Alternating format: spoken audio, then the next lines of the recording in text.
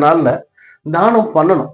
ரெண்டு மிகப்பெரிய கதையும் பாத்தீங்கன்னா, இந்த ரெண்டு மிகப்பெரிய கதையிலும் பாத்தீங்கன்னா, நம்ம அந்த குசேலனும் அவர்கிட்ட தானம் கேட்கல.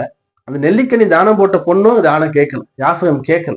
ஆனா ரெண்டு பேரையும் புரிஞ்சுக்கிட்டு அங்க கொடுத்தாங்க. அதாவது இந்த தங்க நெல்லிக்கனி மழை பெய்து அட்சய திருதியில தான்.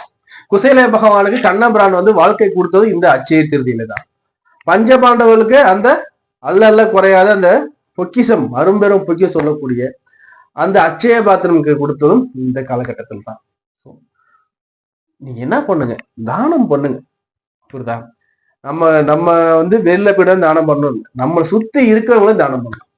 நமக்கு சேவை செய்யக்கூடிய, இல்ல நம்ம ஊர்ல ஏழ்மையில் இருக்கக்கூடியவங்களுக்கு தானம் பண்ணலாம். என்ன தானம் சார் பண்ணலாம்னா, தானத்தில் சிறந்தது அன்னதானம். பசியை ஆற்றுங்க. இந்த அட்சய திருதியில அட்லீஸ்ட் ஒத்தப்படையில 5, 9, 11, 15, 17, 21